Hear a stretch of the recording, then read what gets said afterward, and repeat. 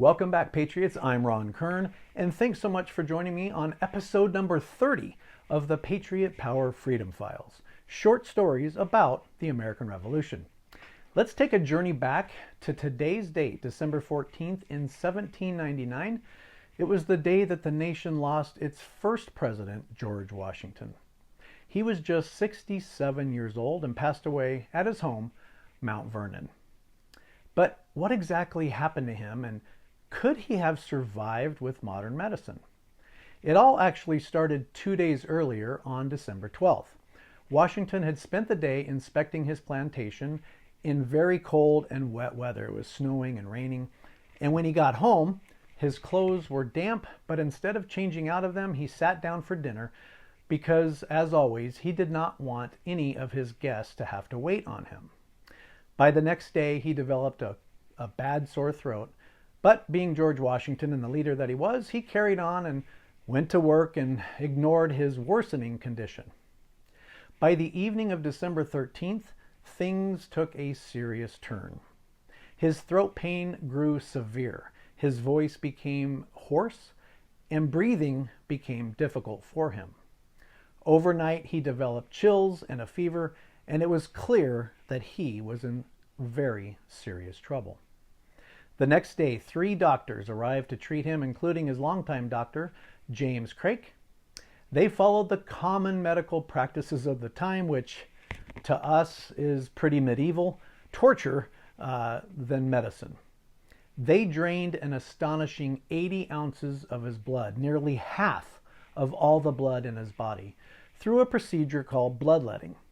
They thought that was a good thing back then, and they also tried blistering treatments, gargling with vinegar, and lots more.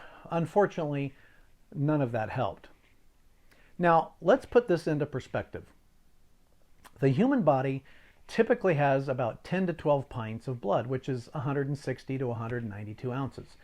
If you remove 80 ounces, that means he lost about 42 to 50% of all of his blood. And today, if you lose 40% of your blood, it's almost always fatal without a transfusion.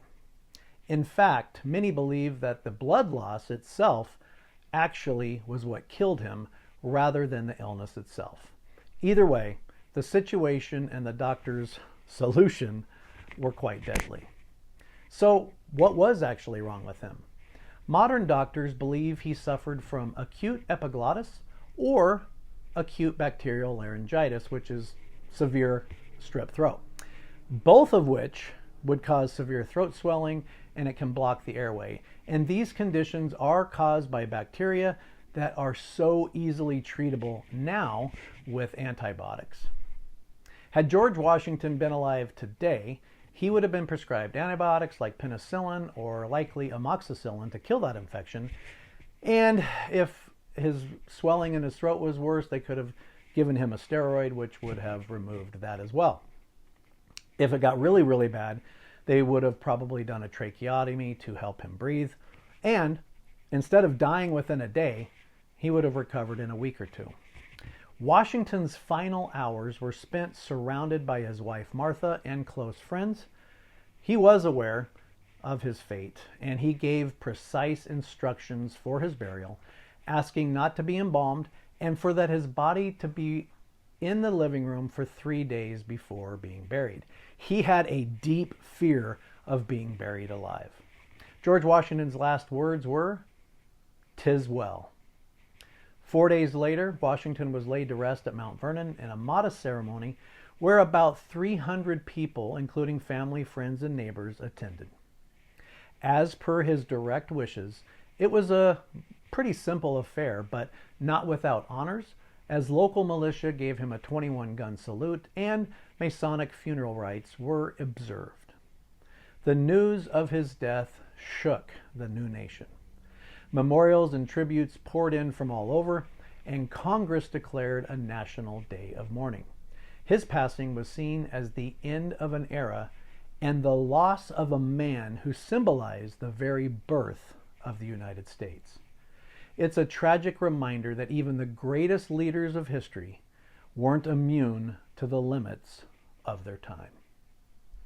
I've been to his tomb and it's quite remarkable. It was a very special moment for me. Thanks so much for watching, and check out full podcast episodes on the Patriot Power Podcast, along with additional video series including the Freedom Files, Founding Voices, and Hidden Heroes. All of these and much, much more can be enjoyed at patriotpowerpodcast.com. Thank you so much.